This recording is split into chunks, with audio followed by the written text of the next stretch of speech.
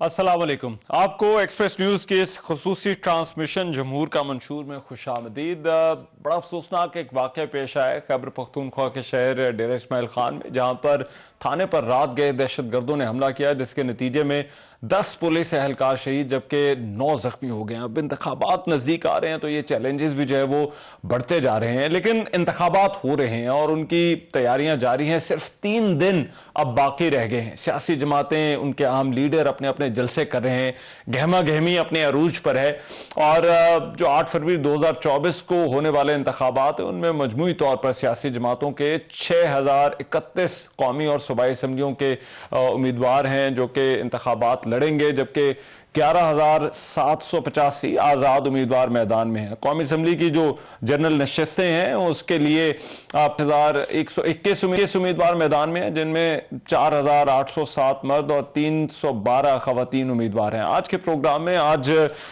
कुछ हम कंस्टिट्यूएंसीज की भी बात करेंगे, ओवरऑल पॉलिटिकल सिचुएशन की भी बात करेंगे और खासकर हमारा फोकस रहेगा कोयटा, मुल्तान, हैदराबाद और सखर के इलाकों पर। कौन सी सियासी जमात यहां से इलेक्शन जीतने की पोजीशन में है, उसकी कैंपेन कैसी जा रही है, इंतखाबी मुहिम कैसी है। कोयटा आपको पता है स्पॉटलाइट के अंदर रहता है। कोयटा में कौमी असेंबली के वैसे तो 3 हल्के, लेकिन एक वहां पर बड़ा मुकाबला NA 261 में देखा जा रहा है, जहां पर बलूचिस्तान नेशनल पार्टी के सरबराह अख्तर जान मेंगल, साबिक वजीर आला सनाउल्लाह जहरी और साबिक deputy chairman senate Abdul Ghafoor Haideri मद्दे मुकाबिल हैं। फिर मुल्तान में तो बहुत सारे इंटरेस्टिंग कॉन्टेस्ट हैं। शाह महमूद कुरैशी के इलेक्शन से आउट होने के बाद अब वहां पर जो बड़े मुकाबले हैं उनमें से एक तो NA 148 में है, जहां पर साबिक वजीर यूसुफ रजा गिलानी और मुस्लिम लीग नून के अहमद हुसैन के दरमियान है। मुल्तान की फिर एक और नशिस्त है NA 149, जहां जहांगीर तरीन इलेक्शन में हिस्सा ले रहे हैं। मुस्लिम लीग नून की उनको सपोर्ट है, लेकिन तहरीक इंसाफ के हमायत आमिर डोगर भी उनके मुकाबले में है और जावेद हाशमी जो है वो आमिर डोगर के हक में दस्तबरदार हो गए। फिर एक और कॉन्टेस्ट है अली मूसा गिलानी और शाह महमूद कुरैशी की साहबजादी का, वो भी एक ऐसा हल्का है जहां पर नजरें हैं। हैदराबाद में कौमी असेंबली की 3 नशिस्तें हैं, सूबाई असेंबली की 6 नशिस्तें हैं और वहां पर NA 220 जो है वो हैदराबाद का कदीमी शहरी इलाकों पर मुश्तमिल वसी हल्का है, इस पर बड़ी नजर है। और यहां पर एक कॉन्टेस्ट है MKM और पाकिस्तान पीपल्स पार्टी के दरमियान। MKM का ये महफूज हल्का तस्वुर किया जाता है, लेकिन क्या ये जो है वो इंतखाब क्या रुख इख्तियार करता है देखना होगा। फिर सखर में भी साबिक MNA और opposition leader Khurshid Shah NA 201 से इंतखाब में हिस्सा ले रहे हैं और खुर्शीद शाह के मरकजी हरीफ इस मरतबा JUIF के उम्मीदवार मौलाना मोहम्मद सालेह हैं। अब यहां पर जो पॉलिटिकल चेस बोर्ड है वो किस तरह से बिछा है, सियासी बसात किस तरह से बिछी है, क्या हो सकता है। हमारे जो ब्यूरो चीफ्स हैं जिनकी इन मामलात पर बड़ी गहरी नजर है, बहुत क्लोजली इन इंतखाबात को जो है वो देख रहे हैं, उनसे हम बात करेंगे। रजा उर रहमान हमारे ब्यूरो चीफ हैं कोयटा के, वो मेरे साथ इस वक्त मौजूद है। जुनेद खानजादा हमारे ब्यूरो चीफ हैं हैदराबाद के, वो मेरे साथ मौजूद हैं। और शकील अंजुम हमारे ब्यूरो चीफ है मुल्तान के, वो हमारे साथ मौजूद हैं। और शहजाद ताबानी भी हमें ज्वाइन करेंगे जो कि सखर के ब्यूरो चीफ हैं। मैं गुफ्तगू का आगाज शकील अंजुम आपसे करना चाहता हूं। मुल्तान और इसके जो आसपास के इलाके हैं, साउथ पंजाब खास तौर पर, इसको कहा जाता है ये स्विंग स्टेट है। स्विंग स्टेट से मुराद ये कि जो है वो हालात का जहां पर पता चलता है कोई एक पार्टी का वहां पर होल्ड नहीं है। ट्रेडिशनली वहां पर किसी एक ही जमात का जोर रहता हो। हमने यहां पर जुनूबी पंजाब के सूबे का नारा पिछले इंतखाबात में देखा था।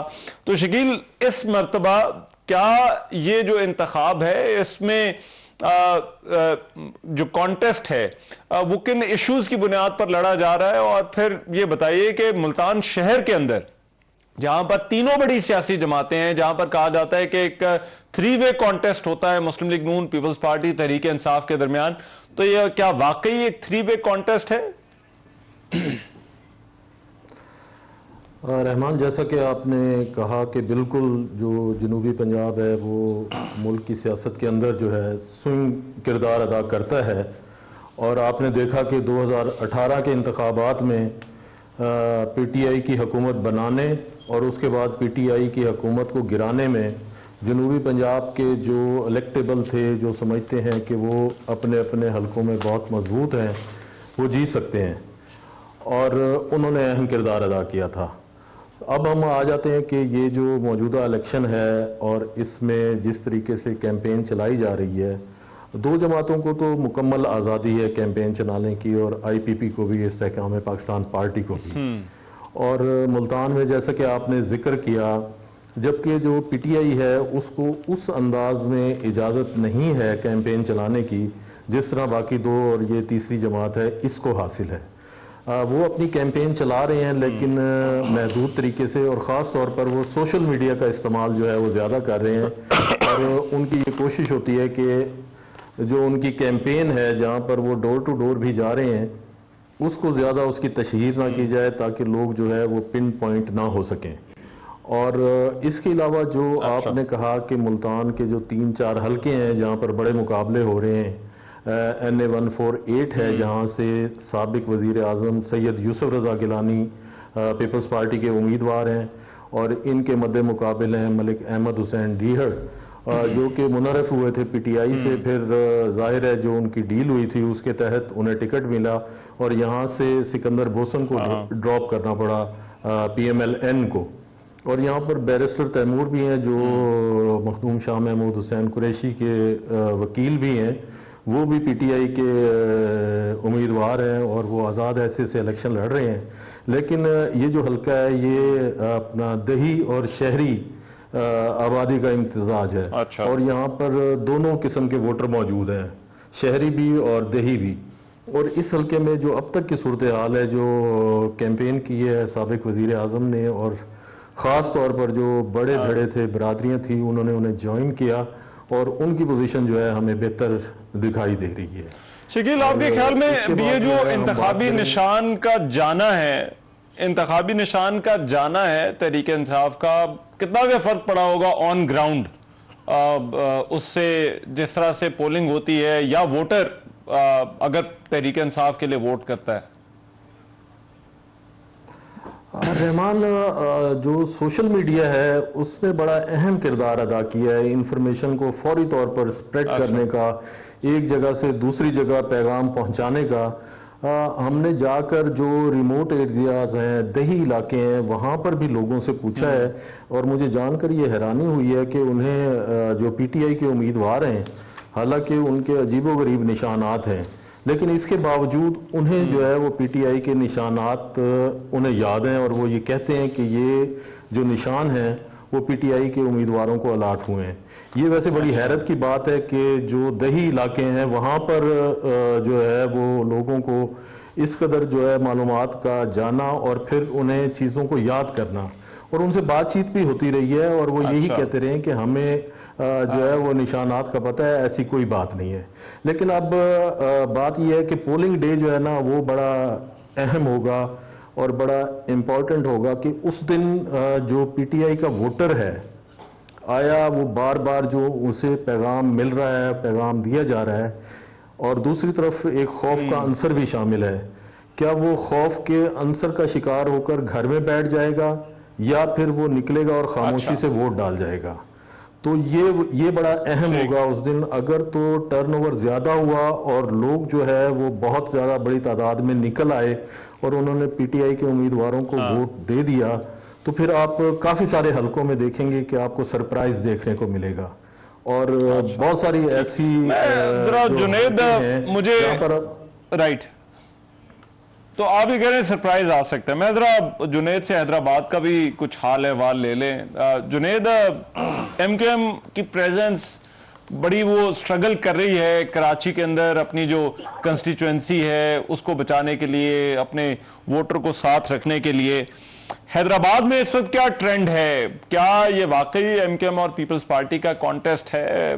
तहरीक इंसाफ भी आपको कहीं खड़ी नजर आ रही है, जो दीगर जमातें हैं, क्या वो कोई टफ टाइम दे सकती हैं? तो ये जो 3 सीटें हैं और सूबाई असेंबली की 6 सीटें हैदराबाद की हैं, यहां पर जो है वो बताइए क्या सूरत हाल है, किस तरह का मुकाबला हो सकता है? क्या 1 to 1 है या फिर इससे बढ़कर भी कुछ है?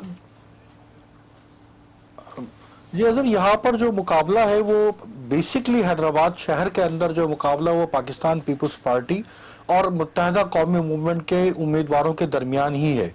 पीटीआई के उम्मीदवार यहाँ मौजूद हैं और जिस तरह के शकील भाई ने कहा कि अजीब व गरीब किस्म के निशानात के साथ हैं, लेकिन उनकी कोई यहाँ हमने खास वर्किंग नहीं देखी। अब उन्होंने अपने झंडे वगैरह लगाने शुरू किए। ये भी मैं आपको बताता चलूं कि जो एक साल के दौरान पीटीआई के साथ मुल्क के मुख्तलिफ इलाकों में जो कुछ होता रहा है, ऐसी कोई सूरत-ए-हाल हमें यहाँ पर इतनी संगीन नौयत की सूरत-ए-हाल हैदराबाद में नजर नहीं आई। पुलिस के साथ झड़पें उनकी हल्की फुल्की होती रही हैं, गिरफ्तारियां भी हुई हैं, छापे भी हुई हैं, लेकिन इस नौयत के नहीं हुए जिस नौयत के हमने दीगर शहरों में देखे हैं। उनके उम्मीदवार खड़े हुए हैं, अपनी वर्किंग भी कर रहे हैं और सोशल मीडिया का इस्तेमाल भी कर रहे हैं, और उनके घरों उनका दावा भी रहा है कि यहाँ पर उनके घरों पे छापे भी लगाए गए हैं। लेकिन जो पीटीआई के अपने सीनियर लोग हैं, उनका कहना यह है कि उम्मीदवार जो है वो नए उम्मीदवार उतारे गए हैं। पाकिस्तान पीपुल्स पार्टी की जानिब से मतलब यहाँ पर आसफा जरदारी भी आ चुकी हैं। कल यहाँ पर बिलावल भुट्टो जरदारी का जो है वो बहुत बड़ा जलसा था। इससे पहले मुत्तहिदा एमक्यूएम ने भी अभी जलसा किया है।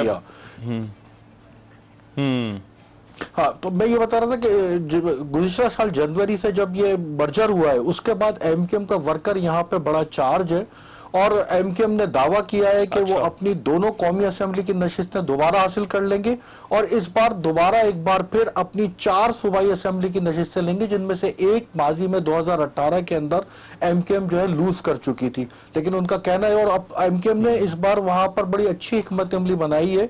अपने कौमी असेंबली के जो पहले रुकन थे इंजीनियर साबिर हुसैन, जो एक बड़े मजबूत कैंडिडेट है, उनको कौमी असेंबली के बजाय उनको NA 62 दिया है, जहां पे वो हल्का जो पाकिस्तान पीपुल्स पार्टी ने जीता था। तो वो इस बार इस तरह की हिकमत अमली की है कि NA 62 वापस हासिल किया जाए। मैं ये भी बता दूं कि बिलावल भुट्टो जब कल आए यहाँ पे जलसा किया तो उन्होंने बार बार अपने अवाम से, अपने वोटर से, अपने सपोर्टर से एक बात की कि मुझे तमाम नशिस्तें चाहिए, मुझे तमाम नशिस्तें चाहिए। उसके साथ उन्होंने जब वहां पर अपने ओहदेदारान, जिम्मेदारान से मुलाकात की तो उसमें भी उनको यही हिदायत की कि सारी किस्म की, हर किस्म की अगर कोई इख्तलाफात है तो इन इख्तलाफात को बालाए ताक रखें और मुझे हैदराबाद पूरा विन करके दें। अभी हमने बल्दियाती इलेक्शन में हैदराबाद में अपना मेयर मुंतखब किया जिसमें मुत्तहिदा कौमी मूवमेंट ने बाइकाट किया था। तो वो एक बार फिर चाह रहे हैं कि वो ये चाह रहे हैं कि कौमी असेंबली की 3 और सूबाई असेंबली की 6 की 6 नशिस्तें यहाँ से हासिल कर लें। लेकिन जो मतलब यहाँ पे सियासी मुबस्सिरीन है, उनका यही कहना है कि पीपुल्स पार्टी NA 218 आराम से हासिल कर लेगी, और लेकिन NA 219 और NA 220 बेसिकली आपको ये पार्टियों का मुकाबला लग रहा है, क्योंकि हैदराबाद की जो सियासत है वो आपका कहना है ये पार्टियों की सियासत होती है, इसमें शख्सियात का उतना अमल दखल नहीं होता, क्योंकि इसमें हमने देखा एमक्यूएम के भी कैंडिडेट जो है वो बदलते रहे। तो यहां पर ज्यादा पार्टी पॉलिटिक्स आप कह रहे हैं हावी रहती है? जी हाँ, यहाँ पे पार्टी पॉलिटिक्स हावी रहती है और यहाँ पे पार्टी का टिकट जो है वो बेसिकली एक जमानत होता है इस बात की कि कौन मुंतखब होगा और कौन जीत सकता है। वरना यहाँ पर बहुत सारे लोग आजाद भी खड़े होते रहे लेकिन उनकी कोई ज्यादा उनको वोट नहीं मिलते हैं। मतलब लास्ट टाइम एक उम्मीदवार थे फरीद कुरैशी, वो आजाद उम्मीदवार की हैसियत से खड़े हुए थे, 404 वोट लिए थे, लेकिन इस बार उन्होंने पाकिस्तान पीपुल्स पार्टी का वोट हासिल किया है PS 65 के लिए। तो उम्मीद ये है कि इस बार वो काफी वोट हासिल कर सकेंगे। अच्छा, मैं जरा रजा मैं बलूचिस्तान की ओवरऑल कंस्टिट्यूएंसीज की भी आपसे मैं बात करूंगा, लेकिन पहले हमें कोयटा का जरा समझाइए। कोयटा के अंदर बहुत ही जो बलूचिस्तान की सियासत में जो तगड़े उम्मीदवार समझे जाते हैं वो कोयटा में मैदान में हैं। अब 261 का तो मैंने जिक्र कर दिया जो हल्का है, लेकिन उसके अलावा भी कुछ बड़े मैचेस हैं जो इस कोयटा शहर के अंदर हो रहे हैं। यहां पर क्या पार्टी को वोट पड़ेगा या उम्मीदवार को वोट पड़ेगा? आपकी अभी तक क्या असेसमेंट है कोयटा के हलकों के हवाले से? जी रहमान, बिल्कुल इसमें है ये जो 261 की आपने बात की, ये कलात खुजार का है हल्का, कोयटा के उसमें नहीं आता। कोयटा ठीक है, जो है वो 262 और NA 262, 263 और 200 ठीक है 64 है। और सूरत हाल ये है इस वक्त कि यहाँ पर जो है 263, ये आप 2018 में ये हल्के में NA का ये कासिम सूरी यहाँ से कामयाब हुए थे। ये जो बिल्कुल सिटी वाला हल्का है ये 263 जो ये 263 वो हल्का है। और यहाँ से इस बार फिर जो है हाजी लश्करी रेसानी आजाद हैसियत से खड़े हैं और उन्होंने अपना एक बलूचिस्तान ग्रैंड अलायंस बनाया है। उसके प्लेटफॉर्म से वो आजाद हैसियत से ले रहे हैं। महमूद खान अटकज़ई यहाँ से इलेक्शन में हिस्सा ले रहे हैं और पीपल्स पार्टी के जो अपना रोजी खान काकर हैं जो पहले सेनेटर भी रहे, वो या इस हल्के से इनके दरमियान मुकाबला है। और पीटीआई ने इस बार टिकट जो है वो सलार खान को दिया है और टिकट तो वो भी आजाद हैसियत से है, जिस तरह से उनको नहीं हुआ, लेकिन मुकाबला इनमें यहाँ पर जो है वो इन तीन उसमें नजर आ रहा है कि हाजी लश्करी 2018 में यहाँ से जो है दूसरे नंबर पर थे और महमूद खान अटकज़ई तीसरे नंबर पर थे। अच्छा। और इस बार जो है यही कहा जा रहा है कि मुकाबला जो है हाजी लश्करी रेसानी और महमूद खान अटकज़ई और रोजी खान काकर और सलार खान के दरमियान होगा। ठीक। ये 263 में तो पोजीशन ये चल रही है और जो 264 है वहाँ से सरदार अख्तर मेंगल ये 2018 में इस नशिस्त पर जो है एमए की इस नशिस्त पर आगा हसन कामयाब हुए थे बीएनपी के। अच्छा। तो सरदार अख्तर मेंगल यहाँ से भी हिस्सा ले रहे हैं और खुशदार की जो सीट है वहाँ जिसका 261 का आपने जिक्र किया है वहाँ से भी है। तीसरी वो कौमी असम्बली की जो नशिस्त है वो मुस्तंग सोराब वाली पर भी इलेक्शन है। यानी तीन कौमी असम्बली की नशिस्तों पर सरदार अख्तर मेंगल हिस्सा ले रहे हैं और इसी तरह जो है उनकी सूबाई अपने आबाई जो गढ़ इलाका है वहाँ से सूबाई असम्बली की नशिस्त पे वो खड़े हैं। अच्छा। तो महमूद खान अटकज़ई क्लासेस कोयटा से, क्योंकि ये बहुत पहले मुस्लिम लीग की उससे कामयाब इस चीज पर नशिस्त पे हो चुके हैं और उनका जो अपना आबाई इलाका है किला अब्दुल्ला 266 जो उनकी एनए 266 बनती है, वहाँ से वो जो है वो उनके मुकाबले में जमीयत उलमा इस्लाम के उम्मीदवार हैं सलाउद्दीन अयूबी, वो उनके साथ मुकाबले, तो वहाँ पर भी कांटेदार मुकाबले की बात हो रही है। जो सबसे अहम बात चल रही है वो 263 है, एनए 265 जहाँ से मौलाना फजल रहमान खड़े हैं जमीयत के सरबराह और वहाँ पर उनका जो उसकी जो है पश्तूनख्वा मिली अवामी पार्टी ने उनकी वहाँ पर हमायत भी की है। तो इस तरह वहाँ पर भी यही कहा जा रहा है कि मौलाना फजल रहमान का भी कांटेदार मुकाबला होगा क्योंकि अच्छा। वैसे मुझे दो चीजें समझाइए रजा, एक तो अख्तर मेंगल के 3 सीटों से इलेक्शन लड़ने की वजह आपको क्या नजर आती है और मौलाना का तो हल्का डेरा इस्माइल खान का एक ट्रेडिशनल उनका हल्का मौजूद है, लेकिन यहाँ पर उनके आने की वजह आपको क्या लगती है?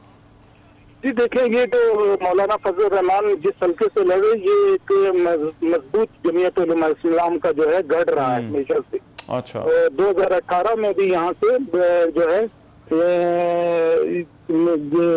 जमीयत उलमा इस्लाम ने सूबाई और कौमी असम्बली की नशिस्तें जीती हैं। ठीक। और इसलिए वो इनके लिए एक आसान हदफ के तौर पे वो यहाँ पर आए हैं। अच्छा। और ये कहा जा रहा है कि वो बआसानी जीत जाएंगे, लेकिन उनका मुकाबला जरूर यहाँ पर होगा क्योंकि जो पश्तूनख्वा मिली अवामी पार्टी ने तो उनकी हमायत की, लेकिन पश्तूनख्वा मिली अवामी पार्टी से जो ग्रुप उस्मान काकर के साथजादे यहाँ से मुकाबला कर रहे हैं, जो ग्रुप उनसे अलहदा होकर नई जमात उन्होंने पश्तूनख्वा नेशनल अवामी पार्टी बनाई है, वो उनके सरबराह यहाँ से खड़े हैं। तो मुकाबला अच्छा। तो यहाँ पर इस तरह से दिखाई दे रहा है। अख्तर मेंगल जो है वो क्योंकि ये नशिस्त 264 है कोयटा की, यहाँ से आगा हसन पहले जीत चुके और 2018 में यहाँ की तीनों सूबाई असम्बली की नशिस्तें जो है वो बीएनपी जीत चुकी है, तो वो भी एक मजबूत हैसियत से यहाँ पर सामने आए हैं। अच्छा। और खुशदार उनका अपना आबाई इलाका है, वहाँ से भी उनकी पोजीशन है और उससे यही है कि उनका इसमें कामयाबी हो जाएगी। तो तीसरी सीट के ऊपर भी उनका मुकाबला है, वहाँ पर उनके मुकाबले में दूसरी जमातों के भी वो खड़े, मुकाबला तो वहाँ पर भी होगा। अच्छा। तो ये दो नशिस्तों के हवाले से तो उनका कहा जा रहा है और वहाँ पर उनका मुकाबला नवाब सनाउल्लाह ज़हरी और गफूर हैदरी से है और गफूर हैदरी का की भी पोजीशन अच्छी बताई जा रही है। अच्छा, मैं जरा कुछ थोड़ा सूबाई असेंबली के जो हल्के हैं उनके भी मामलात आपसे डिस्कस करना चाहूंगा। बलूचिस्तान में हम सुन रहे हैं सूबाई असेंबली और जो वजारत आला है उसके बहुत सारे उम्मीदवार बलूचिस्तान में इस वक्त जो है वो नजर आ रहे हैं और उसकी क्या वजह है और किस तरह जो है वो कहते हैं कि बलूचिस्तान, पाकिस्तान की सियासत का रुख देखना हो तो बलूचिस्तान की सियासत का रुख जो है वो देखना चाहिए। मैं जरा एक ब्रेक ले रहा हूँ, ब्रेक के बाद वापस आता हूँ तो कुछ और हल्के और ख़ास तौर पर जो इस वक्त वोटर टर्नआउट 8 फरवरी को, अब दिन तो बहुत कम, 3 दिन बाकी बचे हैं, तो इलेक्शन की हवा का पता चल जाना चाहिए। तो वोटर टर्नआउट क्या रह सकता है, इस पर बात करेंगे। इस ब्रेक के बाद आ रहा हूं।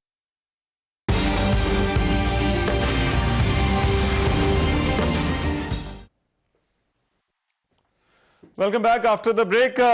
रजा, ये बलूचिस्तान की जो सूबाई असम्बली की नशिस्तें हैं, क्या ये कहना दुरुस्त होगा कि जितनी भी नशिस्तें हैं उतने ही वजारत आला के उम्मीदवार हैं, या आपको कोई लगता है वहां पर कोई ऐसा बंदा भी खड़ा है जो वजारत आला का उम्मीदवार नहीं है? जी, इसमें बिल्कुल आपकी बात दुरुस्त है रहमान। बात यह है कि इस वक्त बलूचिस्तान के 8 साबिक वज़राए आला जो है वो भी कौमी और सूबाई असम्बलियों में के इलेक्शन में हिस्सा ले रहे हैं। और यहाँ पर जो इस टाइम सूरत आपने देखा होगा इलेक्शन से पहले जो है मुस्लिम लीग नून ने इलेक्टेबल्स की एक बहुत बड़ी तादाद को अपने साथ शामिल किया। जो बाकी रह गए थे वो पीपल्स पार्टी में चले गए। तो हर एक ने अपना अपना उम्मीदवार भी के तौर पर भी लोगों को इलेक्टेबल्स की आपके ख्याल में इलेक्टेबल्स की पहली तरजीह नून लीग थी और फिर उसके बाद पीपल्स पार्टी थी? जी, ये तो देखें, ये इलेक्टेबल्स हुई थी जो आपके 2018 में यहाँ पर बाप पार्टी तश्कील पाई थी बलूचिस्तान में और सबसे बड़ी पार्टी बन के उभरी थी। उसी के इलेक्टेबल्स जो है वो तकसीम होकर मुस्लिम लीग नून में और पीपल्स पार्टी में चले गए हैं और कुछ जो बाकी रह गए हैं वो भी अपना इलेक्शन लड़ रहे हैं। आप देखें उसमें जो है मुस्लिम लीग की तरफ से जो है इलेक्टेबल्स में जो बाप पार्टी को छोड़ के गए थे उसमें काबिल जिक्र जो है उसमें जाम कमाल साहब हैं और इसी तरह दूसरे जो है वो भी उम्मीदवार हैं। और इसी तरह जो है अपना कद्दूस बजिंजो साहब थे, लास्ट टाइम भी वो पार्टी के सरबराह भी थे, वो पीपल्स पार्टी में चले गए। इसी तरह सफराज बुक्टी के भी जो है वो भी पीपल्स पार्टी में चले गए, इलेक्शन में वो हिस्सा ले रहे हैं और ये भी इस बार जो है मजबूत उम्मीदवार के तौर पर सामने आए हैं और वो भी के जी मजबूत यानी इसके वजीर आला के लिए वो भी एक उम्मीदवार के तौर पर। नवाब सनाउल्लाह आपके हमें पीपल्स पार्टी में है, तो ये है और डॉक्टर मालिक भी इस उम्मीद से हैं, वो भी अपने उसमें लगे हैं। तो उनका जो इत्तेहाद है वो मुस्लिम लीग नून के साथ हुआ। तो एक जब इलेक्टेबल्स की एक बड़ी तादाद जो है मुस्लिम लीग नून में शामिल हुई, उसके बाद फिर पीपल्स पार्टी में, क्योंकि कुछ तासुर इस किस्म का दिया गया कि नेक्स्ट टाइम जो है अपने इलेक्शन के बाद जो है, पहले तो यही कहा जा रहा था कि जी शायद यहाँ मुस्लिम लीग गवर्नमेंट बनाएगी, अब ये एक तासुर दिया जा रहा है कि पीपल्स पार्टी भी गवर्नमेंट बनाने के लिए सरगर्म है। और हमने इसमें पूरी अभी इलेक्शन कैंपेन जो है, अभी तो कुछ 2-3 दिन बाकी रह गए हैं, लेकिन हमने ये देखा कि इलेक्टेबल्स को मुस्लिम लीग नून में यहाँ पर शामिल करने के बाद उसकी मरकजी क़यादत ने बलूचिस्तान का फिर रुख नहीं किया है ना। यहाँ कोई उन्होंने कोई बड़ा जलसा किया। इसी तरह मौलाना फजल रहमान पहली दफा लड़ रहे हैं और उनकी जमात के हवाले से तो बड़ी चीज होती थी, लेकिन उन्होंने भी अभी तक बलूचिस्तान की तरफ नहीं आए, ना कोई इतना कोई बड़ा लेकिन हमने पीपल्स पार्टी को देखा कि पीपल्स पार्टी ने बिलावल भुट्टो ने तो बड़े जलसे एक जो है वो डेरा मुराद जमाली में किया और उसके बाद खुजदार में किया। इसी तरह आसिफ अली जरदारी ने जो है वो हब में और इसके अलावा पीपल्स पार्टी आपको लगता है काफी जरा जोर लगा रही है। मैं शकील एक, क्योंकि इलेक्टेबल्स की हम बात कर रहे हैं तो मुल्तान में तो चलें पार्टी का वोट जो है वो बड़ा स्ट्रांग होता है, लेकिन हमने साउथ पंजाब की सियासत देखा, वहां पे इलेक्टेबल्स पे रिलाय किया जाता है। तो आपने जो है वो बड़ा दुरुस्त कहा कि पीटीआई की हुकूमत को बनाने में और फिर गिराने में भी इनका बड़ा इंपॉर्टेंट रोल था। साउथ से अगर हम चले जाएं, ये जो नीचे जितने इलाके हैं मुल्तान से, वहाँ पर हमें बताइएगा, ये भावलपुर हो गया, उसके बाद डेरा गाजी खान है, क्या यहाँ पर भी अभी उसी तरह इलेक्टेबल्स की सियासत ही आपको जो है वो नजर आ रही है? यहाँ पर पार्टी वोट के हवाले से क्या पोजीशन है, कितना इम्पोर्टेंट होगा? देखिए रहमान, देखिए जो साउथ पंजाब है, यहाँ से कौमी असम्बली की 46 जो है वो सीट्स हैं और ये एक बहुत बड़ा फिगर है। आप देखें कि कौमी असम्बली का 46 नशिस्तें हैं और अगर हम चले जाएं, जिस तरह आपने जिक्र किया, बहावलपुर, बहावलनगर, फिर रहीम यार खान, डेरा गाजी खान, राजनपुर, रुझान, कोटद्दू, मुजफ्फरगढ़, तो अभी भी जो लोग इलेक्शन लड़ रहे हैं और जिनके बारे में ये कहा जा रहा है कि वो इलेक्शन जीत जाएंगे, उनकी बहुत बड़ी तादाद जो है वो इलेक्टेबल की है, जिनके अपने अपने हलके हैं और वो अपने हलके छोड़ने के लिए तैयार नहीं है, बल्कि उनकी जो आने वाली अगली नस्ल है, न्यू जनरेशन है, उन्होंने उनको भी वहां से इलेक्शन लड़ाना शुरू कर दिया है। तो इससे आप अंदाजा लगाएं कि वो अपने ना तो हलके छोड़ना चाह रहे हैं और ना ही ये तासुर खत्म करना चाह रहे हैं कि हम यहाँ के इलेक्टेबल हैं और जो भी जमात हमें अपनी पार्टी का टिकट देगी वही जमात जीतेगी। जब 2018 का इलेक्शन था तो जैसे आपने कहा था कि जनूबी पंजाब सूबा महाज बनाया गया, उस सूबे महाज में आप देखें कि तमाम के तमाम ये लोग जो इस वक्त PMLN के टिकट पर इलेक्शन लड़ रहे हैं, उस वक्त PTI के टिकट पर इलेक्शन लड़ रहे थे और ये बनिया गाला जाते थे और वहां से जो है PTI के झंडे जो परचम है वो पहन कर आते थे और फिर अपने अपने हलकों में आकर इलेक्शन लड़ते थे और फिर वो इलेक्शन जीत भी गए।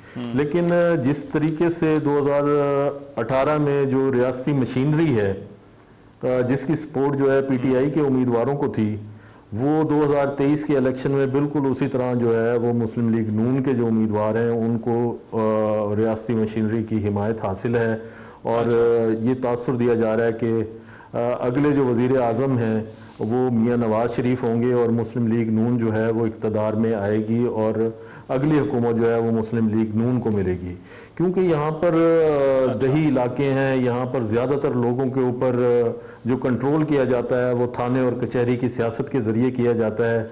जब ये लोग इलेक्टेबल जीत जाते हैं तो फिर जो इनके मुखालफीन होते हैं फिर उनके ऊपर नाजायज़ पर्चे भी कराए जाते हैं, उनकी जायदादों पर कब्जे भी किए जाते हैं, तो इस तरीके से उनको प्रेशराइज किया जाता है। जब वो प्रेशर में आते हैं तो फिर जब ये तासुर मिलता है कि अगली हुकूमत हमारी आने वाली है, तो फिर लोग खुद ब खुद खौफ का शिकार होकर इन इलेक्टेबल को मुंतखब करते हैं और फिर ये जो भी हुकूमत होती है उसमें जाकर साउथ में भी किरदार अदा करते हैं। ये भी बड़ा मैटर करता है कि आप मैं साउथ की जो जनूबी पंजाब की खास तौर पर सियासत है उसमें ये भी बड़ा मैटर करता है कि आप किस फैमिली से हैं। मैं ज़रा इस पे ज़रा मजीद भी आपसे बात करूँगा। नहीं, अब क्विकली हमने MQM के हवाले से खास तौर पर जो वो देखा और ये आप हैदराबाद और इसके आसपास के इलाकों के हवाले से भी बात कर सकते हैं। अब वोटर टर्नआउट ये कितना इम्पोर्टेंट होगा, क्योंकि क्या इसको कराची के साथ हम कंपेयर कर सकते हैं कि जहां पर MQM जो है वो उसको एक ये भी उनके लिए एक चैलेंज है कि हमने जो वोटर है उसको बाहर किस तरह से निकालना है। और 2018 में हमने देखा कि उनके हलकों का वोटर टर्नआउट जो था वो बड़ा कम था और ये शायद MQM के लिए एक बहुत बड़ा चैलेंज बन गया था। अभी आपको लग रहा है जिस तरह से कैंपेन चल रही है हैदराबाद और इसके जो आसपास के हलके हैं जहां पर पीपल्स पार्टी भी जोर लगाती है, MQM भी जोर लगाती है, वोटर टर्नआउट आपका मजमूई तौर पर कैसा लग रहा है? लोगों का इलेक्शन में इंटरेस्ट क्या है या नहीं है यहां पर? देखिए रिजवान, अगर हम हैदराबाद की बात करें ना तो हैदराबाद शहरी हल्का है और यहाँ पे घरों का और पोलिंग स्टेशनों का फासला जो है ना वो ज्यादा नहीं है, लेकिन हैदराबाद के मुजाफाती इलाकों के अंदर बाज पोलिंग स्टेशन तकरीबन 18 किलोमीटर के फासले पर वाक़, ब्लॉक जो इनके वो 18 किलोमीटर दूर है और पोलिंग स्टेशन 18 किलोमीटर के फासले पे है। अब तमाम जमातें इस वक्त जो उनको 2 दिन मिलते हैं कि जब ये अपनी इंतखाबी मुहिम बंद कर देते हैं तो वो पोलिंग बूथ की पर्चियां और तमाम वोटर के साथ ये वादे कि हम गाड़ी लेकर आएंगे और हम आपको लेकर जाएंगे, इसमें अपना टाइम लगाती हैं या फिर अपने पोलिंग एजेंट के ऊपर मेहनत कर रही होती हैं। इस वक्त सूरत हाल यहाँ पर यह है कि मुत्तहदा कौमी मूवमेंट जनवरी के बाद से एक्स्ट्रा ऑर्डिनरी चार्ज कारकुनों के साथ चल रही है, जलसे हो रहे हैं, उसके कारकुन मुसलसल आवाम के दरमियान रहे हैं और तमाम की कोशिश ये रही है कि ज्यादा से ज्यादा टर्नआउट की तरफ जाएंगे। अब उन्होंने बरादरी के ऊपर भी जाके मुख्तलिफ बरादरियों के अंदर भी काम किया। आज भी एक बड़ी बरादरी के साथ मुत्तहदा कौमी मूवमेंट के लोगों की मीटिंगें थी और उनके इस्तकबाल हो रहे थे। इसी तरह पाकिस्तान पीपुल्स पार्टी की जानिब से भी यही मेहनत की जा रही है और इस बार प्लानिंग भी यही की गई है कि कौमी असेंबली और सूबाई असेंबली के जो पोलिंग एजेंट है वो अलग अलग बिठाए जाएंगे, यानी कि एक पोलिंग स्टेशन के अंदर कौमी असेंबली के अलग पोलिंग एजेंट होंगे और सूबाई असेंबली के अलग पोलिंग एजेंट होंगे। इस तरह पोलिंग एजेंट ज्यादा होंगे ताकि ज्यादा एक दूसरे पर एतराज किए जा सकें। लेकिन असल खेल होगा सुबह के पहले 3 घंटे के अंदर अंदर और आखिर के 3 घंटे के अंदर, क्योंकि दरमियान का टाइम इस तरह होता है कि लोग ये समझ रहे होते हैं कि यार बहुत बड़ी तादाद में वोट कास्ट हो गए होंगे, लेकिन जब पोलिंग एजेंट अंदर से खबर भिजवाता है कि अब तक इस ब्लॉक के इतने वोट कास्ट हुए हैं, तो फिर लोग बाधा निकलते हैं, गाड़ियां घूमती हैं और फिर लोगों को ले जाया जाता है। तो ये जो है मुझे एक ब्रेक का कहा जा रहा है, जरा कंटिन्यू हम करेंगे। ये जो वोटर टर्नआउट और डे मैनेजमेंट वाला है, इस पे जरा मजीद बात करेंगे। रजा रहमान का बहुत शुक्रिया, वो हमारे साथ मौजूद थे। और फिर शहजाद ताबानी जो हमारे ब्यूरो चीफ सखर हैं, वो भी हमें जो है वो इस ब्रेक के बाद जो है वो ज्वाइन करेंगे। मैं एक ब्रेक के बाद वापस आता हूं, तो इसी वोटर टर्नआउट पर हमारी बात जारी रहेगी।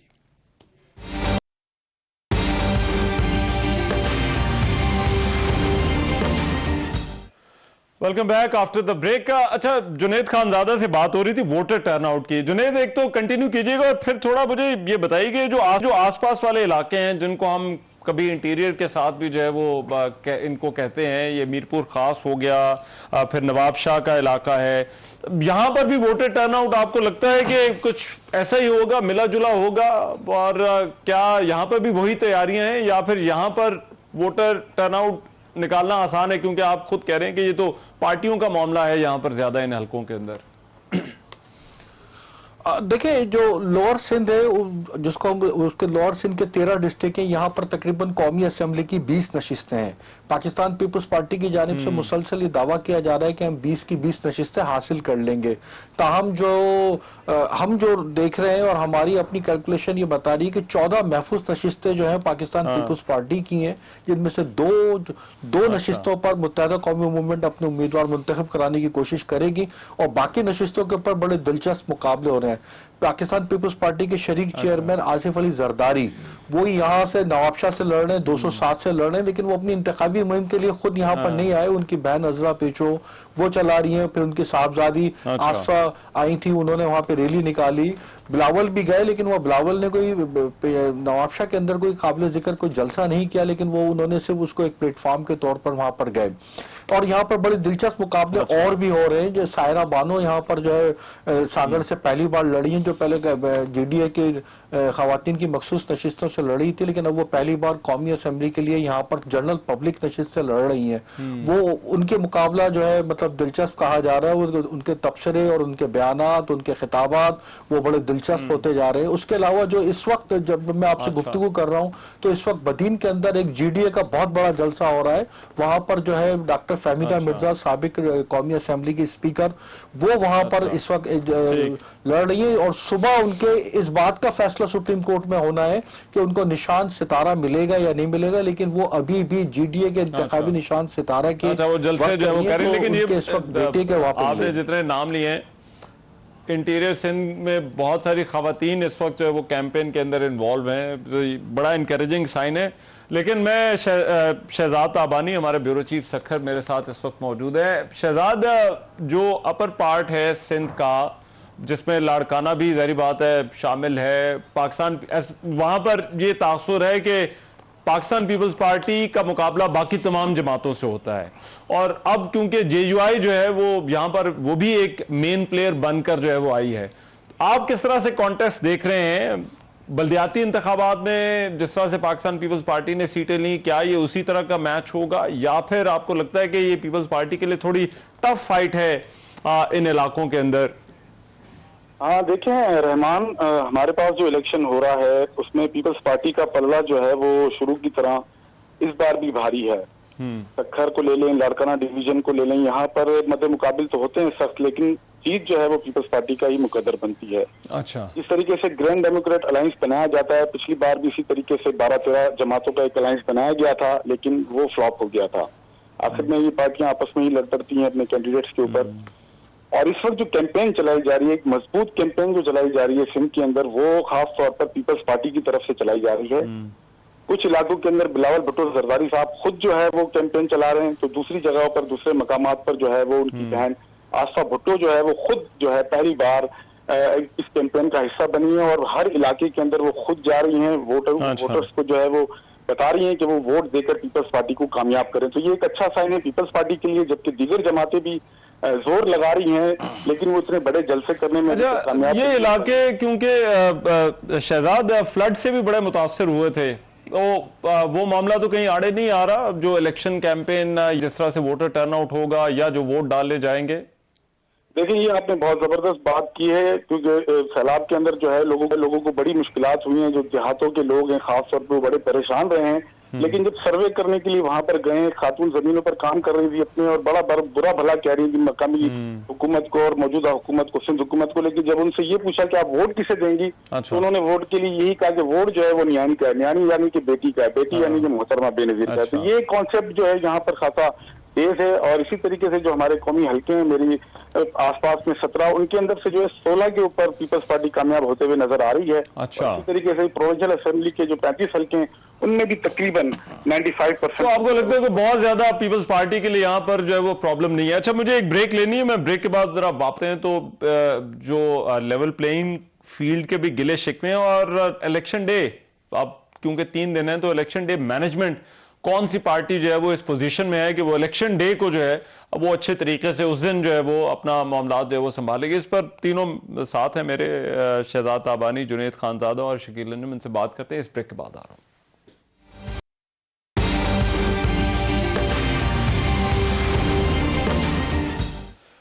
Welcome back after the break.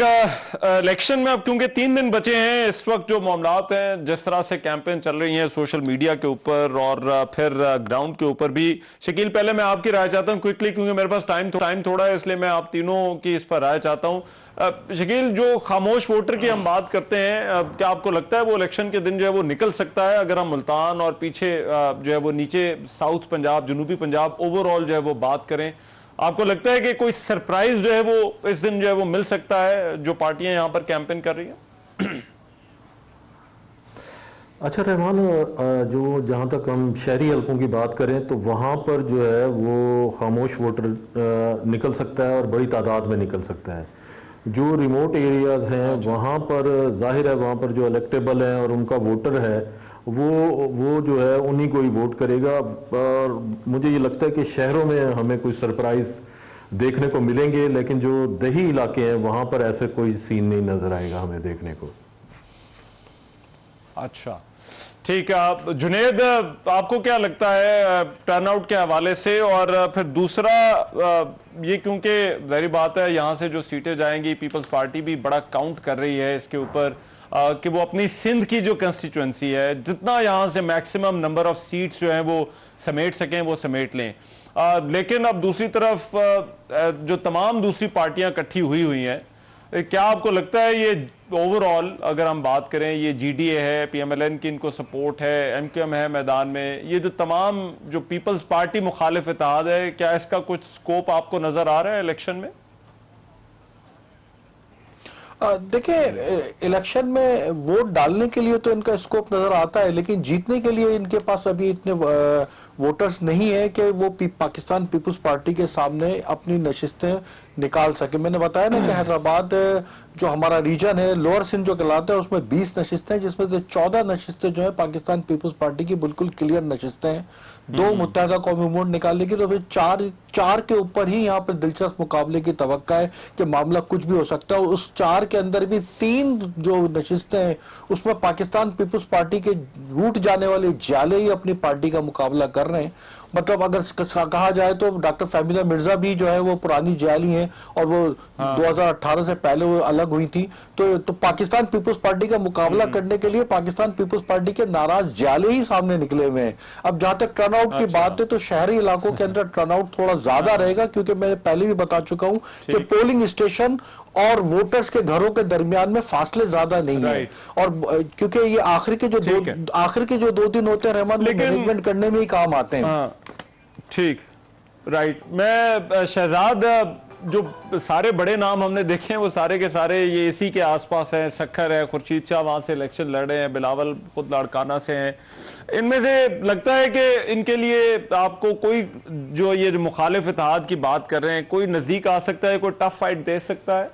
Rahman, Larkana के अंदर लाड़काना में जहां जिस हल्के से बिलावल इलेक्शन लड़ रहे हैं N194 से, वहां पर जो है मुकाबला एक्सपेक्टेड है। राशिद महमूद सुमरो हैं वहां पर JUI के, पिछली बार भी उन्होंने एक अच्छा मुकाबला वहां पर किया था और खासे वोट लिए थे, और इस बार जीडीए के उससे वो लड़ रहे हैं। तो यहाँ कुछ मुकाबला थोड़ा बहुत नजर आ रहा है। लेकिन उसके अलावा पीपल्स पार्टी क्लियर है, क्योंकि हमारे पास एक्सपेक्टेड जो है 2 सीएम के उम्मीदवार भी इस बार इलेक्शन लड़ रहे हैं, जिसमें फरियाल तालपुर हैं और सैयद नासिर हुसैन शाह हैं। तो ये भी यहाँ से इलेक्शन लड़ रहे हैं सक्कर और लाड़काना से। और वोटर्स जो है वो क्या करेंगे वो उस दिन पता चलेगा। अभी जो है आओ भगत की जा रही है इलेक्शन ऑफिस में, लजीज खानों के साथ उनकी वो की जा रही है, और इलेक्शन के दिन खास तौर पर रिक्शों पर और सुजुकियों पर अब तो बड़ा कम वक्त जो है वो बचा है इलेक्शन, देखें अब क्या बनता है। बहुत शुक्रिया, हमारे साथ शकील अंजुम मौजूद थे, शहजाद ताबानी ने हमें ज्वाइन किया और जुनैद खानजादा हमारे साथ मौजूद है। लेकिन ये हल्के बड़े इंपॉर्टेंट हैं और ये हल्के जो ग्रैंड टोटल जब हम सीटों का करते हैं तो उनमें यहाँ की अहमियत जो है वो बहुत ज्यादा होती है। देखिए अब 8 फरवरी को जो है वो क्या होता है। मेजबान अमानत को इजाजत दीजिए, अल्लाह ने के बाद।